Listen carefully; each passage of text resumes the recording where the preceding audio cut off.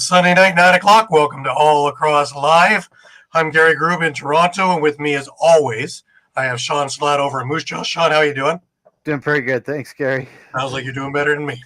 And over in Connecticut, I got Muffler Mike. Mike, how are you? I'm good. And again, sounds better than me. I've had a rough week, guys. Been battling a bit of vertigo, so if I look like I'm all over the place, I probably am. If I look like I'm not in the picture, somebody call 911. It's been a rough week. I've been battling cold issues, and working in the cold doesn't help it any, I think. But life goes on. We got a lot of lacrosse to talk about. We have some different news. We have, of course, Panther City folding and a dispersal draft happening tomorrow. So our mock draft wasn't far off the mark last week. We also have ALL with an announcement. World Lacrosse is only a couple of weeks out. The Prezzy has a champion. So we have a lot to get to. But just before we get rolling, while I still have some form of a voice, it's a reminder, and I know I have last week's screen up. It's the same this week. Episodes are streamed live across Facebook, Twitter, YouTube, and also Twitch. And you can catch all the action on EOPsports.com. Remember, hit the subscribe, follow, and like buttons, and always share. As you see, we have many shows and also lots and lots of Eagle stuff coming up. Drafts happening, so they're doing all kinds of different things going on as well. If you've missed a show, no worries. You can grab all the podcasts on all the major podcasting companies, which include Amazon, iTunes, Google Play, TuneIn, Stitcher, Spotify, and so much more. Also, you can check it out on the EOP YouTube page at EOP Sports, or you can go to our YouTube page for our library and all across all the time. 3 more retro games were added this week, so you might want to check those out. Those are terrific. Great little tools. Also to see a lot of the guys who are coaching now in their playing days. Also, while you're there, lots of interviews, library of shows, everything's over there. So please give it a look. Also, you can stay up to date with all sports by visiting EOPsports.com with great articles from our huge staff of contributors. While you're there, please subscribe to our newsletter. Well, guys, we got to start with the elephant in the room, of course. Oh, by the way, I'm just showing I'm not biased. I've got the Shamrock shirt in the back. I got the Six Nations cap on. Made up. We'll talk about Man Cup in a little bit. But hey, go Shamrocks. Anyways, the elephant in the room, of course, is Panther City, and they cease to exist.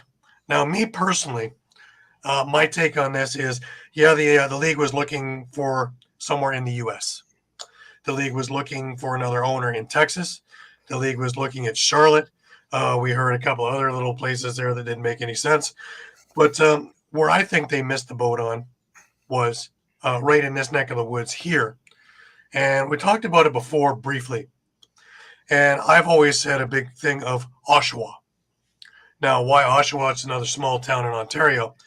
But it is a 40-minute drive from Toronto here, east, which means it's about a half hour to Peterborough, half hour to Cobourg, about 10 minutes to Whitby, Brooklyn, and about 15, 20 minutes to Scarborough, East Toronto. All the people that were left out when the Toronto Rock moved west to Hamilton are sitting there right now without a home. Oshawa's got a 10,000 seats arena where the Oshawa Generals play. And for those of you in Philly who don't know what I'm talking about, that's where Eric Lindros came from. So that should put a little perspective on that. That's where he played as junior. In a brand new stadium at that. So a 10,000 seat place with at least 10,000 people to fill it. To me, they missed the boat on this one. Because already you had ready-made rivalries with Ottawa, Toronto, Hamilton, Rochester, Buffalo, probably Halifax. If you put a team in Montreal or Laval or Quebec City, eventually there too. It might even open up something towards Boston to put them back in. And it would put another key market in Ontario, Canada. So in my eyes, they missed the boat on this one. Is there enough people out here with money to afford one of these? I'm sure there is. But they've been hell-bent against putting something else in the GTHA, Greater Toronto Area. I guess infringing on the Rock market. But in my eyes, didn't the Rock infringe on the Buffalo market going towards Hamilton? And being that close to Six Nations, and Six Nations would generally scoot off over to Buffalo. So, just my opinion. But I'm thinking that's a lost opportunity at the moment, especially with a team this good that could have gone lock, stock, and barrel, and you already have a viable opponent for a lot of the teams here, the 4 or 5 that I mentioned for rivalries right off the hop. And if you think ticket sales would go down because of it, you're nuts. Shawn, let's throw it to you. What do you think? I was going to throw out another idea out for you in Canada. Winnipeg, if you want to keep it in the West. You have an instant rivalry with Saskatchewan and probably Calgary, maybe even Vancouver. You still have those Western guys who aren't, it's a fair distance from home, but it's still in that realm. You got the stadium. You probably got the ownership because you just go in with the Jets. Yeah. There's it's probably whether another it's missed whether the opportunity, Jets right? would. The big thing there is whether the Jets would take it on. Remember, we had that with Edmonton, where the Oilers want to take it on. But I agree. I think Winnipeg's an untapped market as well. My point really was to put a ready-made team in with ready-made rivalries, with so many ready-made rivalries, not an hour away from one another. Trust me. There's a rivalry between Winnipeg and Saskatchewan. True. We got one going on right now in football. So. That's true. That's true. As we speak, they're playing. And that is a nasty rivalry. Frankie, we're doing great. Thank you very much. Thanks for tuning in. Appreciate you tuning in. Mike, what do you think? Yeah, the only thing I'll add to it is it was interesting to see, Charlotte, Tampa, a couple others were thrown around that probably didn't make so much sense. We didn't really hear about any Canadian cities. And we also didn't hear what's the deal with St. Louis. I never thought there was much of a deal for St. Louis. The Midwest is not really notorious for box lacrosse. However, you do have the Blues, and would they pick it up and make an attempt? But I just thought that it was weird that, all we're looking at is southern U.S. cities. Well, maybe Charlotte isn't that southern, but still. Southern enough. Just trying to maybe find something just in close proximity to Fort Worth, as close as they could. I don't know. I'm just curious why they wanted to keep their anchor in Fort Worth. Like, if you're going to do that, move it to Dallas. And if you could do that, we wouldn't have any of these problems or headaches or whatever you want to call it. So maybe if you're going Dallas, and I think the same issue with Dallas, so then you probably have to have the Stars take that on, because it was clear that the ownership wanted to cut it loose. Well, yeah. But then again, we've started hearing all kinds of reports from insiders, as well as season ticket holders, as well as people in the area, going at marketing-wise. I'd heard things that they were working on marketing, and they had a decent marketing department trying. And now I'm hearing things that they really did no marketing, or next to no marketing, in the area. They did really next to no marketing in other sports and other sporting events towards getting people there, towards introducing people to it. So really, what was going on there? And did you want to be like the old school NLL and just throw down a carpet, open up the doors, and hope for the best? Well, we saw what happened. It looked like a practice. So I'm not really sure. And I've heard that more and more, that they did less and less. They even got rid of all the in-game stuff like cheerleaders and other things that were for the people in there, because there weren't really any people in there. Well, that's the problem, right? Especially the optics on TV just looked bad every time you looked at that game at Dickies Arena. Well, sure. Beautiful arena, but it was empty. Like, it was quite obvious that it was empty. Yeah. White seats didn't help at all, because it just made it stand out that we're empty. We're empty. Yeah. And they also shot the games weird, because, I would be trying to put cameras to anywhere where there's a group of people, and I would sell just one side of the stadium. Oh, 100%, yeah. Like PLL did it the first couple of years. And, yeah, when people take pictures, yeah, it looks empty. But on camera, it looks like there's a crowd of some sort. So at least when you're aiming the camera somewhere, and you don't take camera angles from the end zones, from the nets, because obviously it shows everything. But I don't know. So we have a dispersal draft. So just to remind everybody at ours last week, and yeah, there's a couple of changes because we went with a playoff format. So Buffalo is last, Albany is second last, Toronto is third last, and San Diego is fourth last. So that might change this a little bit. I don't think it's going to change it too much. I don't think Jason Knox will wind up in Buffalo. But it was an interesting thing I noticed on Steven Stamp's one, and he had Phil Caputo going to Toronto. If he is there as an offensive guy, okay, he's going to help the left side out. If they're going to try and make him a defensive guy again, like before, that didn't work. I never understood that anyways. Because when he played summer ball in Brampton, he was an offensive guy. And you see the numbers when he had an opportunity that he's an offensive guy. So I don't know if that would be the best move for his career coming to Toronto. But we will find that out in about 14 hours from now. 11 a.m. tomorrow, Eastern. And it looks like it's one round, Mike. Am I wrong with that? I'm not sure. The league did mention it was just players under contract. So I'm sure what we did isn't going to match up, because I'm sure there were a number of guys whose contracts expired, and with the push in free agency, they probably have a lot less people than what we had. I mean, we had 28 guys. Yeah, right? I mean, we took everyone we knew or relatively knew that was on their roster, except for the folks on their draft list. So anyone who was on the active roster, practice squad, on injured reserve or pup list or holdout list, and use that group of people. Right. Okay. Well, let's take a look at our first section there on the left-hand side. And are we on the money here? Because I'm thinking that the first two picks are going to be reversed. I'm thinking Donville goes to Vegas. I'm thinking Will Malcolm goes to Colorado. Just my intuition. Call it crazy. I'm thinking Kostiuk does wind up in Philadelphia. Sellers does wind up in Vancouver.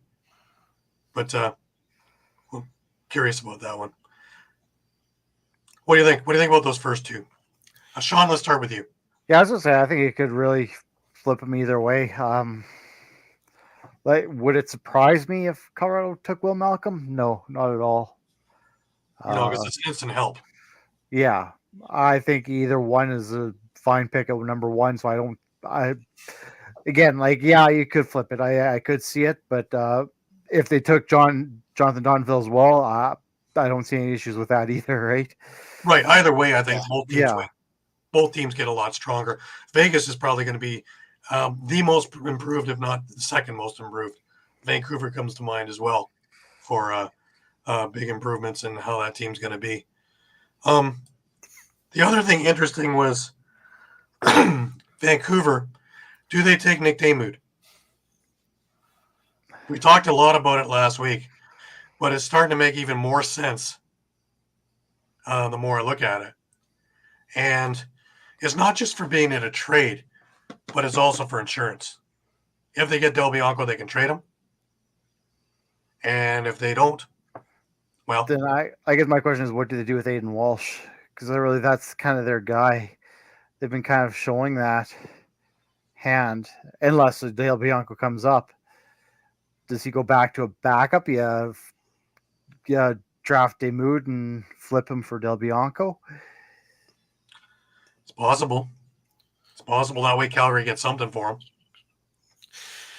I'm just gonna throw this out there. I don't know that we really discussed it on air, but one of the reasons that Aiden Walsh wasn't playing for Langley in the playoffs was he had left the team. And the reason he had left the team was that he supposedly had gotten into some sort of altercation with Chase Scanlon. Now, I That's not know going to be a healthy thing on the Vancouver club, is it? No, Yeah. it's Chase signed though. That's the thing. that's the kind of the X factor, because I think Aiden Walsh is signed with Vancouver. I don't believe we've seen any announcement for Vancouver that they've re-signed Chase Scanlon. So Trouble just maybe, seems fine this year. so maybe they've kind of taken care of that situation, the Warriors, already. But if obviously we're gonna know in the next, like you said, And I mean, 14, this 15 14 hours, we'll know it. this Yeah. is just another crazy thing. I'm just throwing it out there. Does Vancouver somehow package that fourth pick to Calgary for Del Bianco? Like the fourth pick, Walsh. I don't know. I'm just kind of throwing that out there as the stakes that Calgary can get they moved at number 4. Vancouver gets number 5. That's true, because we don't know if you're allowed to trade your dispersal draft Yes, pick. you are. I believe you can. Yeah. Yes, you So, can. Everything is the same as if it were a regular draft. Okay. And like I Yes. said, I don't know what that would look like, but maybe there's a package there that Calgary would be willing to take to grab number 4 so they can get Damoud.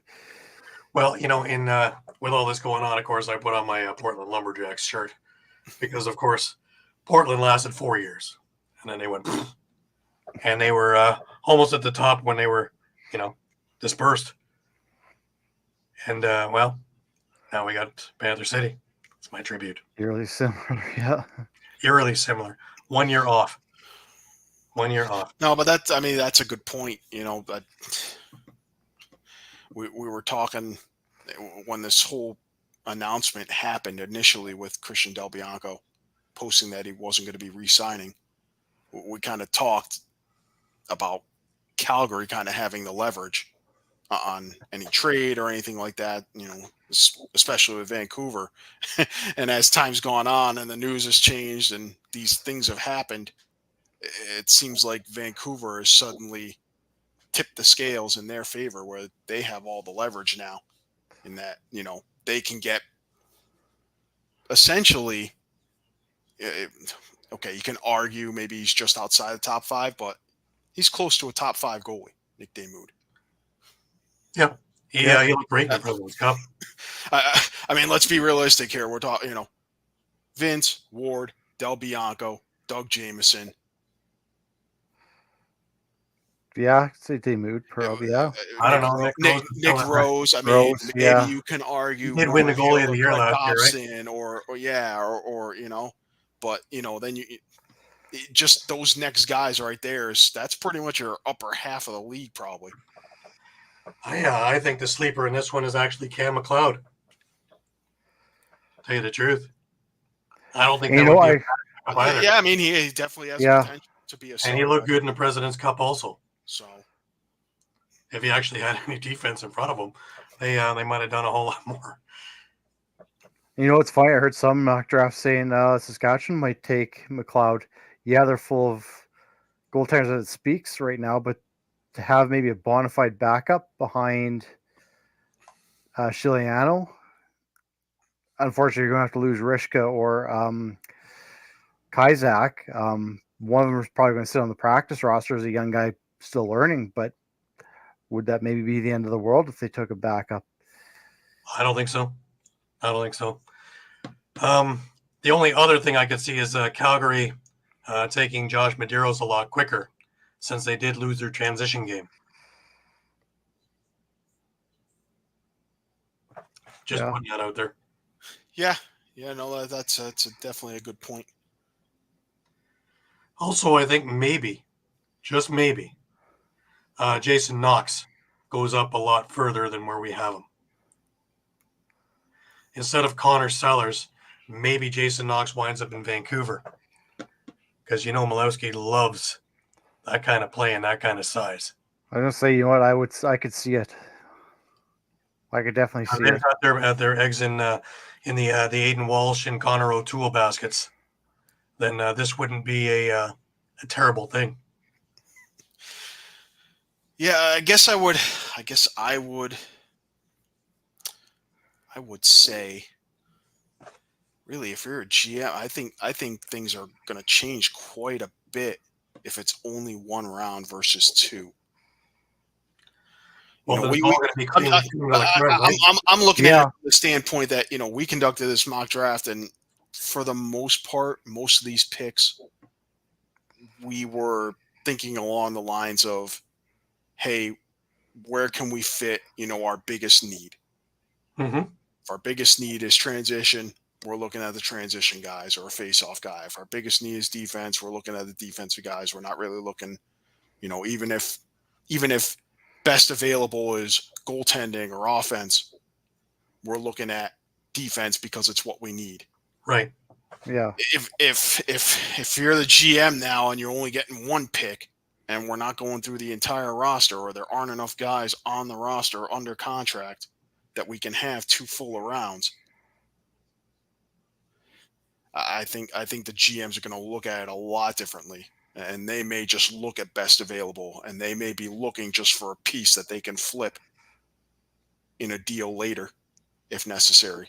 I think that's a lot more on the table for an NLL GM than it would be if it was just, hey, we're just going to go through the whole roster and until we run out of guys. Absolutely. Yeah. Well, I think that's a good point too, Mike, because, you know, going back to the Cam McLeod, probably normally you wouldn't pick a backup goaltender in the first round, but if that's all you've got is the first round and you need a bona fide backup goaltender, you're probably not going to stick around. But I don't know if he's actually a backup goalie, really. The way I saw him play over this last week, I'm pretty sure that he can hold his own. And I've seen him many times relieve Damoud when he's having a rough night, years past. And he looked pretty good in that game. He looked good, yeah. He looked pretty good. Is he top 5, top 10? Probably not. That's the thing. He's still kind of unproven, right? He is still a little bit unproven as a starter. Right. As a full-time starter, that's the thing, right? But then you'd have to be looking for a backup just in case it's of his quality. Kind of like what New York was doing. Well, that's what I'm saying. That's what I'm saying. Like, he's a bona fide backup, and the fact that you know what you're getting as a backup, that he's going to be solid when he comes in.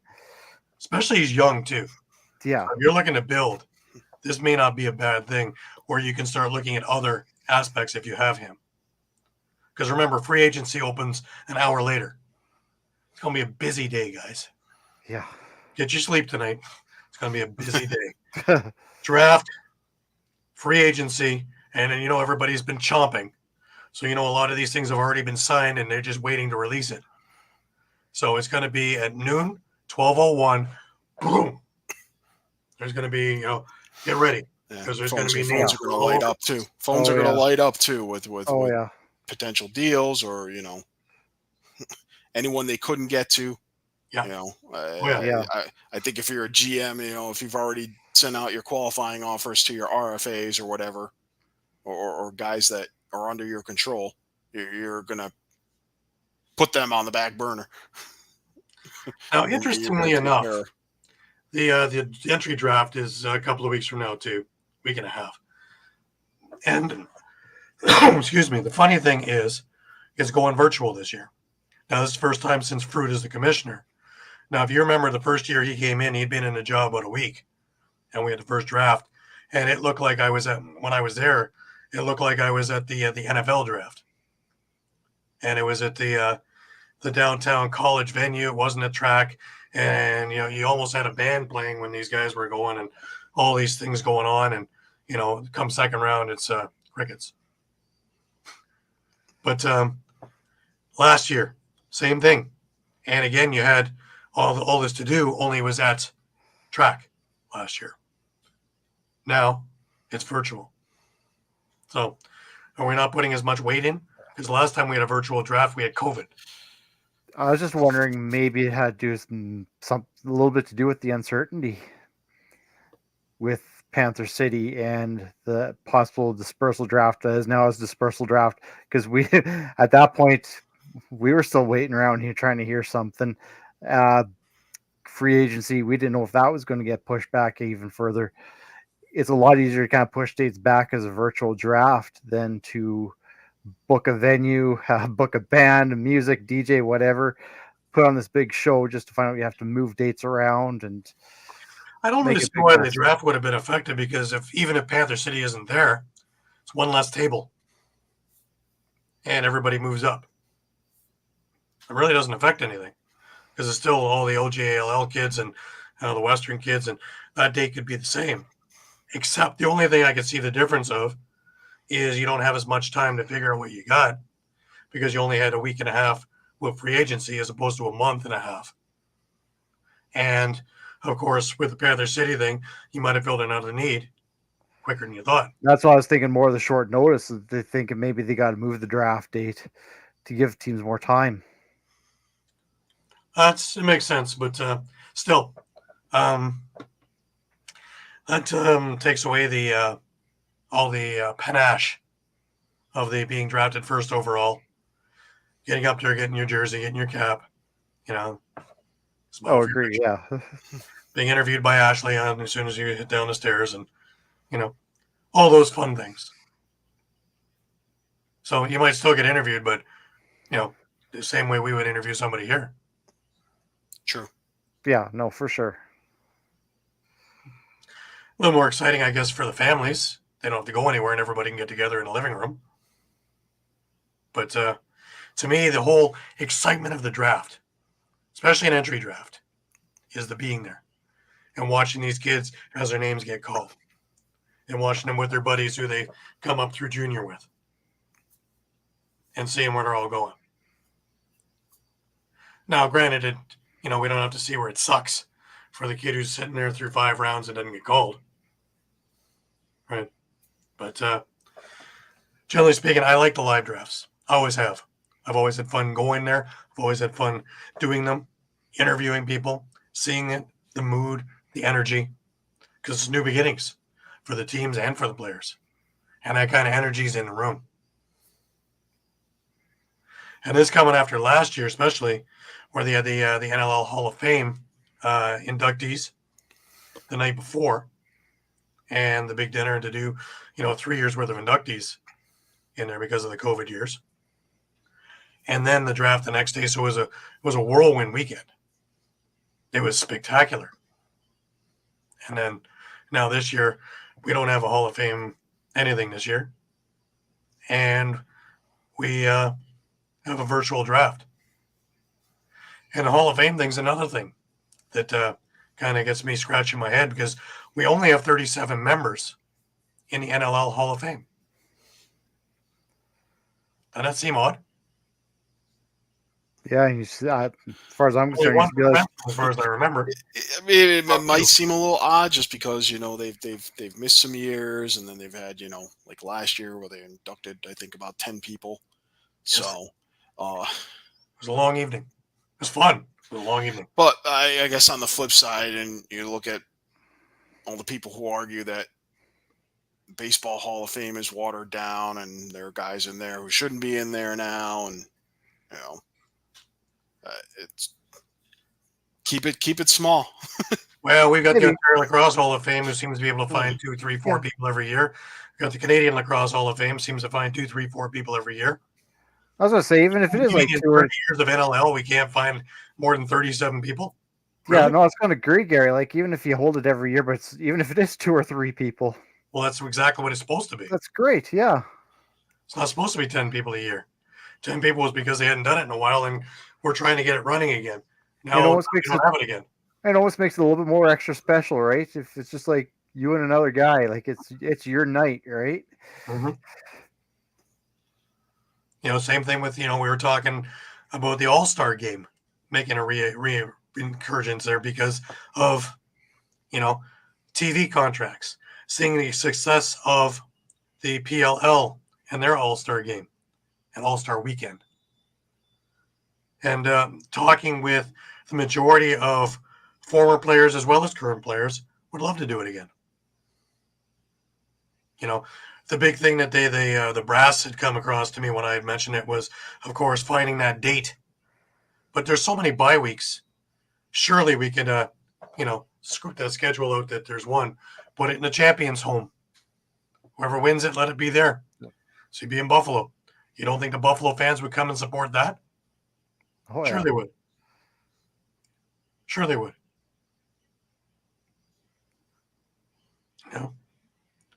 And then move it around from there. But at least for the initial year or two, put it in the hometown of the team that wins. Or if you really want to get creative, put the team that wins against an all-star team. NHL did that. Yeah. They seem to be going on that same trajectory as the way the NHL went, and seemed to do okay for them. And the NLL game is one of those few games where it's not watered down like a flag football game, or a hockey game where everybody's just kind of bumping in and like giggling with each other. We haven't seen a baseball game since Pete Rose took out a catcher. Right? This would actually be, watching guys and skills. I've been at this forever because I love these games. I've been to a bunch of them. Love them. The PLO kind of has that in its own thing because they have all the players on that one weekend. And if you sit there long enough, you'll see all of your favorite players. Here, you have to go to 9 games to catch 9 different teams worth of players, right? True. So if you get that game with everybody in there, that one extra week of travel, well, most of the time these guys are traveling anyways. And if it's gate driven, promote it. Get it on ESPN regular network. Get it on TSN4, the regular network. And let everybody see it. And let's see what the ratings are for whether you do it like this again next year. Set that trial balloon. But as long as we're just here talking about it and nothing's being done, we'll never know. Anyways, a few other little signings along the way in the NLL. Remember, the dispersal draft is 11 o'clock. If the NLL does have it, we will broadcast it from them. If they don't, we will have the results for you as quick as we can get them up. All right. Ryan Lee, 3 years with Colorado. Big signing. He'd look great with Will Malcolm, wouldn't he? Connor Fields, 4 years with the Nighthawks. Another huge signing. That's a big one. Yep. There were a couple others. Calgary Roughnecks signed Griffin Hall to a 3-year agreement. Philadelphia Wings signed Deacon Knott and Jackson Gatton to 1-year agreements. And San Diego was signed Jake Covett to a 1-year agreement. Not a lot in the way of things there yet. However, in about 15 hours from now, things will be going off the rails. Don't you despair. All right, a little bit of news outside of the NLL. First of all, if you're looking for a great way to watch before the World's hit, the ALL and WALL East are having exhibition games against Team Australia at the Brampton Memorial Arena. And this will be men's Saturday, September 14th, 7 p.m. Women's Sunday, September 15th at 4:30. Sorry, that's men's again. And women's Sunday, September 15th at 7 p.m. $10. 16 and under free with a paid adult. I say, what a way to spend a weekend. Now, granted, that may be game 7 of the Mann Cup, but if you're not going there, why not go to Brampton and catch some of this? Because you're going to see a lot of up-and-comers who are going to be in NLL uniforms real soon against Australia's got great box teams, women and men. And Australia, yep. Yeah, and the women ALL team is also no slouch. Be some great lacrosse on both ends. $10. If I'm not in Six Nations for Game 7, you can guarantee I will be in Brampton watching these games. All right. Kufla. It's September now, guys. And that means that universities are back. And the Canadian University Field Lacrosse Association is a league of Canadian universities that play lacrosse. Kufla is governed by an executive board that runs the league and is accountable to the member universities. From humble club beginnings to varsity level teams in 2013, the league has come a long way in the last 4 decades, where competition is intense and continues to improve each and every year. Kufla recruiting efforts span North America, as many U.S.-born student athletes are choosing to compete in Canada's most competitive field lacrosse league and the best educating system. Many alumni play both professional field lacrosse and have won gold medals playing for Team Canada. The season culminates with the Bagataway Cup, where the top Canadian university lacrosse teams compete for a national championship. Kufla will be celebrating its 40th anniversary in 2025. So we will have regular scores as the league comes. It opens up this week. So men and women. So this should be exciting. Both the commissioner and vice commissioner are good friends of mine. And hopefully we'll get Tom or Scott on the show. And they can talk a little bit more about it. If not, a number of coaches are familiar names to everybody. And this is exciting. This is going to be a good time for everybody involved.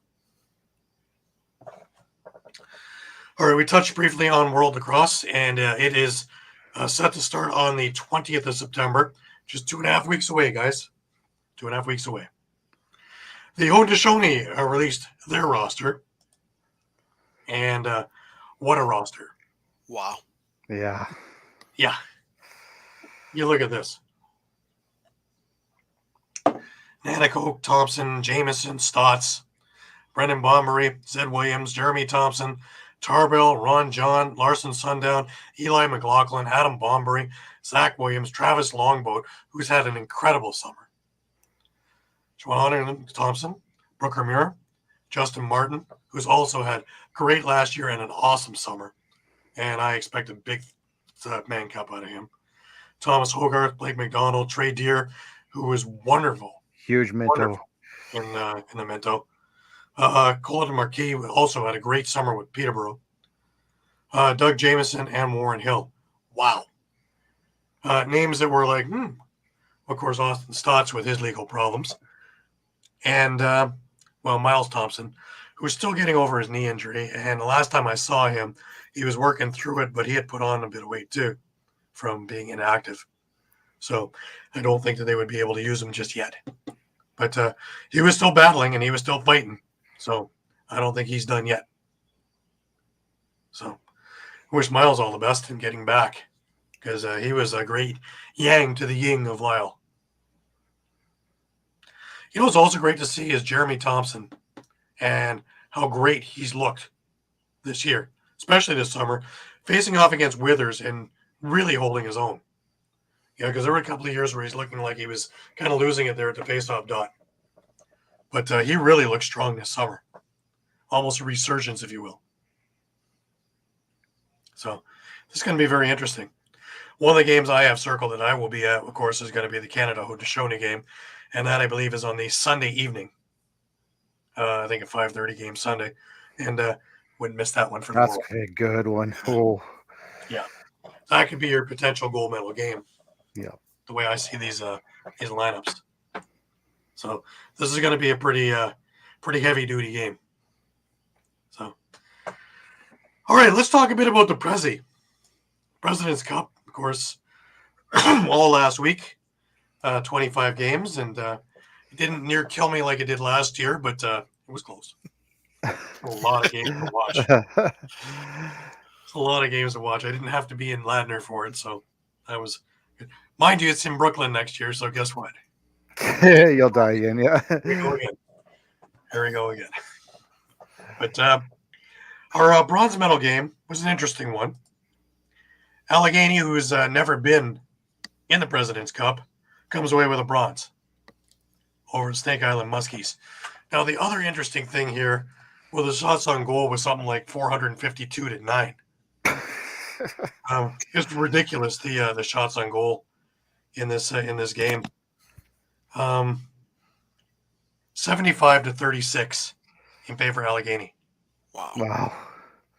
Yeah, that's why my MVP of the game for Snake Island was Keegan Thomas, who played goal for Snake Island. He saw a lot of rubber, and he didn't even start the game. They wanted to get all the goalies in, so all 4 goalies played. But yeah, so he only was accountable for about 8 of those. But my God, 75 shots. That's That was unreal. the record beforehand was against the Standing Buffalo Fighting Sioux. Got it, John. There you go. Yes, because they had a rough week. Yeah. They had 1 win, but they had a rough week. But you know They what, were considering ugliest games of the week. Considering how the past Saskatchewan teams have gone, getting that 1 win is a Huge. win, so to speak, for that program. But one of the games that they had played, they gave up 73 shots. So this 75 was the watermark. Yeah, and they lost Edmonton 15-1 one game. So yeah, they had a couple of games that hit the 20s. Also, it's just it was ugly. But there were a lot of gems in this series. There were a couple of 7-6 games. The first time the gold medal game met, Edmonton beat Ladner in the I think it was a Monday or Tuesday game. It was 6-3. Just incredible, both teams. But the Christian Del Bianco show arrived in Ladner yesterday, and the Pioneers beat the Edmonton Miners 9-2 on Christian Del Bianco. He made 40 saves out of 42 shots. Oh, sorry. He made 44 saves out of 46 shots. I almost robbed him. He was also the tournament MVP because he was just spectacular this week. Ladner only dropped 1 game all week long. There was a time when they were wondering if Ladner was actually going to make it there because if you remember, semifinals, they went in overtime, right, John? Yep, they did. And the last minute was wild because they went back and forth. It was crazy. Yeah. Snake Island played a game of their tournament there. Just ridiculous. Yeah. But then to comment too, looking at the West, this is back-to-back finals now for Edmonton. Yeah. We're talking about how great it was Edmonton. That was in Prezzy's last year. Now they've gone back-to-back. Look how that program's just grown leaps and bounds now. Well, Edmonton had to take out the all-star Oakville team last year that was set to win that thing at home. Yeah. And they stopped them cold in that game. I remember how quiet it was over at track because they stopped the transition game, which was the game that was getting Oakville all their wins. And here, kudos to Dean Farrell. He had a great series. He led the Edmonton team. Mike Triolo, he was doing well for a while. The last couple of games, he was pretty silent. But this is a grind. This, to me, is actually even tougher than the Mann, where you're playing, if you go 7 games in 9 nights. This thing is 25 games in 6 days. You're playing 6 games in the span of 5 days. No days off. Yeah. So you got to be deep. And Ladner had a really, really deep lineup. No 2 ways about it. Really, really deep lineup. And it showed. And there's a number of guys that won't be back. Like Ryan Benesh. He's 3-peated now. I doubt you're going to see him again. He's got a young family now. Now it's probably time that he wants to kick back, relax a little bit. A few of the other ones. A few guys who weren't there from last year, like Phil Caputo and a few others. But they've got young guns already there taking their spots. And, of course, as long as you got Kristen Del Bianco in the nets, you always have a puncher's chance. And, wow. But even that, I was going to say, that could even be a question mark, though. Does he go back to Coquitlam again, play Senior A again, now that he's won a couple of back-to-backs? Yeah. Very possible. Very possible. And won't that rule be implemented next year that Senior B teams can only have 3 NLL? I think it's 5 or something 5 in the first year and then 3 in the next year. And okay. Yeah. That will change a lot of things in there, and that's the way it's supposed to be. Yeah. This is supposed to be an amateur league for guys who couldn't make Senior A, not a Senior A point 2.0, because these games were every bit as exciting with just as much talent, as probably more than some of the MSL games I watched this year. And God knows, I watched a lot of them. But the Prezzy's in the books for another year. And just before we go on, just a reminder that this part of the show is brought to you by Sherry's Tickets. Great moments don't just happen, they happen with you in the crowd. Sherry'sTickets.com is easy to use and has no hidden fees. The price you see is the price you pay. Pay less, play more with Sherry'sTickets.com and get the tickets you want. Save even more by using the exclusive promo code EOP10 and share an experience that will live on. Don't pay hidden fees and save 10%. Why use any other ticket reseller and get those hard-to-come-by tickets to the big game? If you need a more personal touch, give them a call at 610-494-5050. Sherry'sTickets.com also has great theater and concert tickets that are hard to get your hands on. Remember, don't overpay with the rest and save with the best at Sherry'sTickets.com. For that next great moment, save 10% by using the promo code EOP10. Great moments start at Sherry'sTickets.com. Remember to use EOP10 and get an extra 10% off. What you see on the screen is what you pay. Absolutely no extra hidden fees. All right, guys. ALL, they made an announcement this week that, they're going to introduce the 30-second, 20-second reset shot clock. And what does this mean? Shot clocks with a 20-second reset option will be added into the ALL. They originally tried this a couple of years ago with only one set of clocks. They now have more. All repossessions on rebounds, along with balls that leave the play off an opposition player or goalie, will see a 20-second reset instead of the current 30-second reset. 20-second reset will also happen off balls out of play off the goal post or crossbar. Paul St. John quoted as saying, "This has been on my mind for a few years. We actually tried this in a preseason tourney prior to the 2022 season, but our Vice President Lance Wynn and I were in Langley assisting with the launch of the ALL West, so I didn't get a chance and an opportunity to see it in action. At the time, we only had one set of shot clocks with the new function ability, so we decided to shelf the idea until now.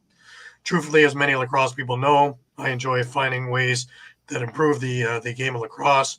We know this new shot clock format will speed up the offense and reward defenders who sacrifice themselves defensively by soaking up an opposition shot that heads out of bounds. It will also push coaches to strategize a little different in the last couple of minutes of the game." Interesting, eh? It's going to speed up the game, that's for sure. Probably add a little bit more scoring to it as well. Okay, Shawn, your thoughts? Yeah, I think it's interesting and it's worth a shot, seeing how it works out. Will it make a difference or not? I don't know. It'll just be interesting. Like you said, I think it'll just speed up the offense and maybe force their hands to get a shot off a little bit quicker than they would normally like, where they maybe would be passing the ball around and killing time. Right. Mike, what do you think? Yeah, I mean, I'm all for it. I've seen some of the comments, on social media. Some people, strictly against it, worried about, timekeepers messing things up and running into those kind of problems. See, I thought about that also, and then I read about the clocks with the functionality to go 30 or 20. Because originally my thought was, we're going to stop the game so they can run 10 seconds off and then whistle it back in? That's kind of pointless. So if these things have the functionality by pushing a button and you've got 20 instead of 30, it will be quicker, which also means that there's no dilly-dallying, right? So especially penalties or things like that where you can continually do this, right? So it's going to change things all over the place. We're going to first look at the new shot clock format in play during the start of ALL West regular season in November, as well as East preseason exhibition tournaments November 30th and December 1st. And the ALL regular season opens Friday, December 6th. So right around the open of the NLL season, we're going to get a chance to see this. And since the ALL is a direct feeder for the NLL, they'll be surprised if the NLL isn't keeping a very close tab on this one too, to see if this is a viable thing to speed up the game even more. Yeah, 100%. So I think it's an interesting idea. Yeah, that's one of the complaints I've heard from players mostly is the one thing they want to see get rid of is those shots that deflect off a defender and go out of play, and they just get a free 30. Now it's, if you bring it back to 20, now it's not quite rewarding, right, for a deflection out of play. Yeah, it moves things. Amazing how quick, how long 10 seconds can be, and how big you can set things up. So if you have your defense is solid, you can really press them hard. Yeah.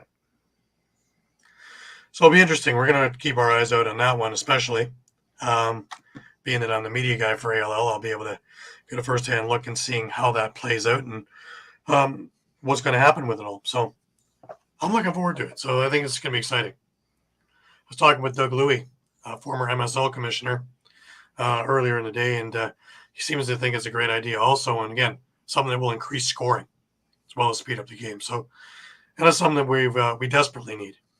There's a little bit more scoring in this. Like, these pitcher duels are great, but lacrosse is meant to be, 13-10 games, not 6-2, 6-3, 5-4. That's first quarter, isn't it? Usually. Should be. Used to be. All right, let's get our butts over to, Mann Cup. It starts on Friday. Big media day on Thursday. But big thing starts Friday. Here is everything you need to know. Game 1 Friday, Game 2 Saturday, Game 3 on Monday, Game 4 on Tuesday, Game 5 on Wednesday if necessary, Game 6 on Friday, and Game 7 on Saturday if necessary. Now, we polled everybody. Got some interesting answers. Eduardo freaked me up a little bit with his 4-game sweep for Victoria. My heart warms to that boy. Yeah. But my two colleagues here are both going for Nations. But I took Shamrocks in 7. I gave a slight edge, and I don't even know why, to the goaltending, and maybe a little bit into the younger legs. As the series draws on, I think that will be a big thing, as we saw in the President's Cup. To have depth and have young legs doesn't hurt. But that all starts on Friday. If you are in local areas, you can catch it on Rogers TV. I'm not quite sure if it's going to be on the MSL YouTube page. I'm assuming it's free because it would be free for any of us who can pick it up through Rogers. So wouldn't that be great to run a game with a free Mann Cup for everybody? Yeah. But stick with us. As soon as we hear, we will let you know as quickly as we humanly can. All right. Just before we get to the PLL, a reminder, this part of the show is brought to you by Philly Sports Trips. If you're a Philly sports fan and you want to travel with your favorite team, then travel with the best. If you want to travel with the pros, then go to phillysportstrips.com. Philly Sports Trips features premium travel and tailgating experiences for the best fans ever, the Philadelphia sports fan. Philly Sports Trips has self-travel packages and full travel packages available with round-trip flights for Phillies, Eagles, Flyers, Sixers, and even the Union. They even offer day trips for more local games. Go to phillysportstrips.com, sign up immediately, and tell them EOP sent you. Do not forget, Philly Sports Trips has all the away trips for the Eagles' upcoming 2024 season, including the Brazil trip week 1. Jump on it now before you lose out on all these great opportunities. Go to phillysportstrips.com and don't miss the next great Philly sports moment. Absolutely. And NFL starts next week, so if you're going to be following your Eagles, and of course, we always have that available, Fly, Eagles, fly. Didn't do much last year, did it? Oh, well. But anyways, PLL. We almost, with everything else going on, it's almost an afterthought here. And they're in their playoffs. And Mike, a little bit of discipline came down beforehand. Yeah, Jack Rowlett suspended 1 game, so he will not be playing tomorrow for Chaos against Cannons. So Chaos's job just got a lot tougher without their top defenseman. I would say so, yeah. Yeah. That's a real blow. If they really want to hype him, why don't take Josh Burnow too? We can mail the game in. But looking at the playoffs tomorrow, so we got the Cannons and the Chaos at 4 p.m. Eastern, and the Whipsnakes and the Outlaws at 6:30. Interesting that every one of us picked the Cannons, even before the suspension came down. Yeah, I think they just have too much firepower, and Chaos is they've been running real good the last. For me, the Chaos offense is a little too inconsistent. But there's the Blaze Reardon factor. Yeah. I don't deny that the Chaos offense has the pieces, with Byrne and Ty Kurtz, Ross Scott, Shane Knobloch, but Ian McKay, a few others as well, all kinds of different pieces that can be put in there. Yeah, just even with that, I mean, we've seen some games where I think they've lost like 10-4. It's like, okay, well, where'd the offense go? Yeah. So that was a Byrne day off. He didn't play that game. They seem to move as he moves. Yeah, it's the Jeff Teeth thing. If you can shut down Josh Byrne, you pretty much have a good chance of winning that game because you're only going to need 6 or 7 goals. Everything seems to revolve around him, or even if he's not doing things, he creates so much havoc with what he could do. Air Byrne. That it's just one of those things. So it comes down to the Cannons' defense. If they can bottle him up, that really does put everything in a funk. Well, let me ask this: if you're Brian Holman, do you make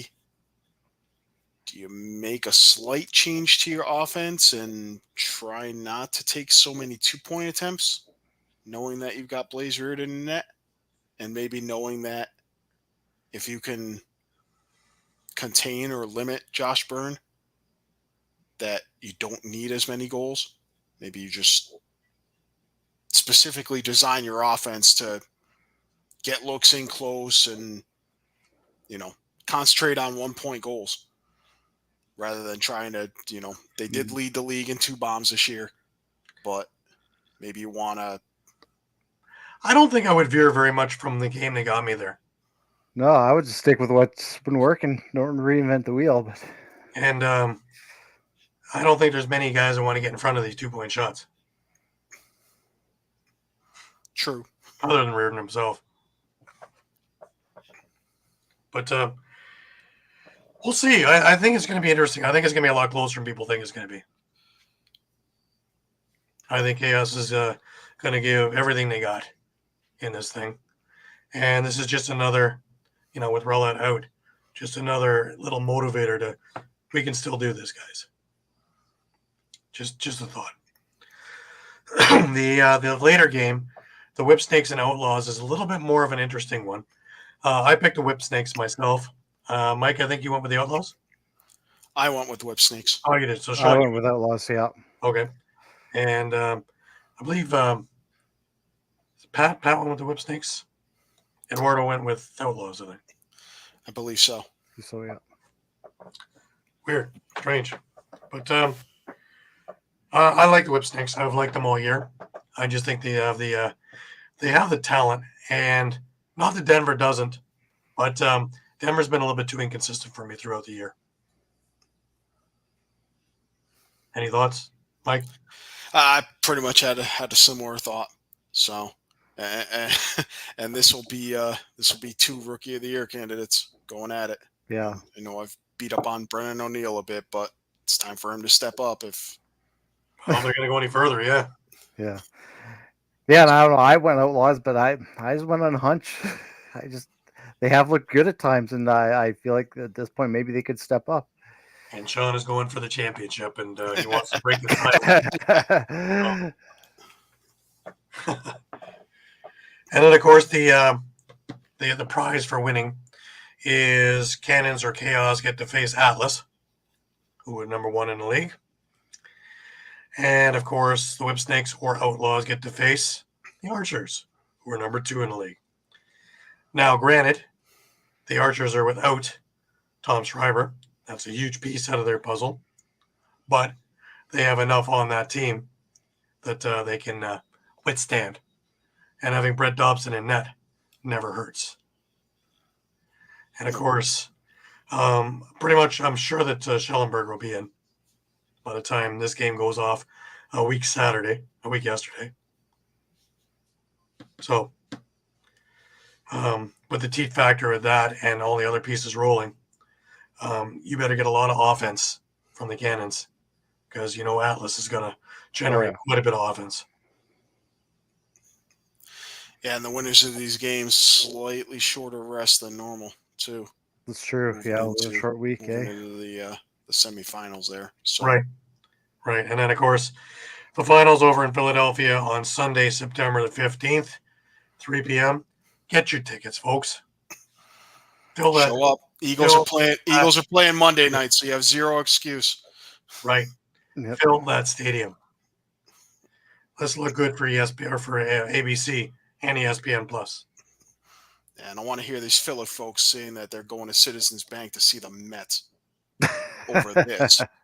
Come on. Get it together, Philly. Meh. Well, that about covers the week that was, wasn't it? It's interesting that we're kind of sitting on the top of the volcano, waiting for it to go. And that, of course, is dispersal and free agency in the next, about 12 hours. Eduardo made it. Eduardo. Sean LeBron, of course, Shamrocks in 6. I'm with you. We'll see how we're doing. But, I more or less did it because I thought everybody was going on the Six Nations bandwagon there, and somebody had to go with Victoria, but I like Victoria, man. They're my team. Anyways, before we move on further, I remind you that this part of the show is brought to you by Dolan's. When you're staying local and you want to watch a great game or just hang out with some great people, go to Dolan's Bar at 24 East Sellers Ave in Ridley Park, right off I-95 south of the Philadelphia airport. For over 65 years, Dolan's has thrived because of one reason: the amazing people of Philadelphia. Great music, great times, memorabilia, giveaways, great drinks, and great food. You never know when a former Philly sports icon walks through that door. You go to Dolan's at 24 East Sellers Ave, Ridley Park in the 19078. Tell PJ that EOP sent you. Go to dolansbar.com or follow them on Twitter, Facebook, Instagram, or TikTok. Yep. Sting me, dog. Love them. Anyways, guys, just a little thing there. Got the Man Cup ball ready. Let her go. Let her go. You're ready. We're ready. Don't be scared. We're ready. I will be there Friday for the first game. I will be there Saturday for game 2. I will be with you all Sunday to discuss it all. But it's going to be an interesting time. I think there's going to be a lot of things. I was just talking with Brad McCauley also yesterday. And, of course, he's all excited about him. One chance to put a Man Cup ring beside his Bandits Championship NLL ring, right? Definitely. Yeah, the way the Vancouver Warriors are put together, he may have a chance to put another NLL ring in there. He just seems to be, luck of the Irish. Seems they moved to the right team at the right time. But yeah, he's excited, and he's been checking out our retro games. He's a big, he's like me. He's a big, retro game junkie. Loves watching them. And just to show you all, the next games are ready to go. They're VHS tapes that I got to get converted. But these ones are the Albany attack against Toronto Rock from, April of 2000. And Philadelphia against Buffalo from February of 2002. You will see a lot of guys who you're watching coaching now. Let alone these games are an entirely different animal, an entirely different crowd. The arenas were starting to move into where we are now because they'd already moved in Toronto. Well, in 2000, no, in Toronto, that was actually still Maple Leaf Gardens. That was the last year of Maple Leaf Gardens. In fact, for you trivia buffs out there, Caleb Toll's goal was the last goal ever scored in Maple Leaf Gardens. It was the last championship ever raised in Maple Leaf Gardens. I'd say it's the last time a Toronto team won, but the Argos and Rock have won since. And the Raptors also. But, maybe in that arena. But the Rock were also the first ones to win in the ACC or Scotiabank, depending on how you want to look at it. And in front of packed houses. The retro game I put up this week of Toronto and Washington, it was in front of 16,500 people. Awesome. It was incredible. And against Washington, it was coached by Darius Kilgore, the Washington Power, that had the gates on it. It was another all-star team. Toronto won 17-14 in that game. So if you want scoring, there were some gorgeous goals in that game. And seeing Whipper Watson in his prime in there, pretty amazing. I believe that was from 2002. So it was the year the Rock went on to win. And I believe that they beat Washington in the playoffs to eliminate them, to get on to the finals, to play Albany, I believe, if my memory serves right. Yep, sounds right. It's been a rough week, guys. My memory is kind of like, we're doing like, let's just get, we start over. But there's also a old Rochester game, and the game of games was the Bandits from 92 in the Memorial Auditorium against the Detroit Turbos. That was a hell of a game. I really enjoyed watching that. So get onto our YouTube page, tell your friends, tell your family, tell the guy down the street, tell the truck driver, tell the UPS driver. Subscribe. And we're going to be doing a whole lot more there. And with Man Cup, interviews will be going there, press conferences will be going there, as well as anything else we get, which is exciting. Just before we wrap up, just a reminder, this part of the show is brought to you by Cherry Injury.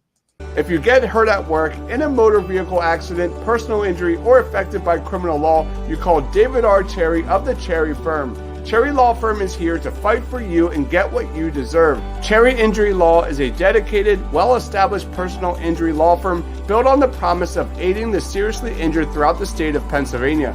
If you have been seriously injured in the state of PA by the negligence of another, and if you have questions for a Westchester or Media personal injury attorney, please don't hesitate to call. Call 610-565-0300 or go to cherryinjurylaw.com. Let David R. Cherry fight for your right. And again, that number is 610-565-0300 or go to cherryinjurylaw.com.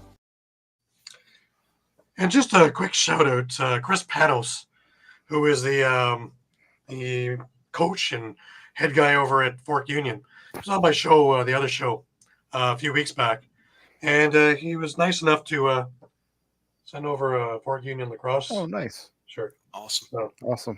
just really want to thank him for really being so great and so hospitable. And it was wonderful to have him and Bob Tearing on the show, talking about yesteryear and a lot of the NCAA Division I stuff and all the things that are going on. So if you're looking for a prep school in the U.S. area, look at Fork Union. It is spectacular.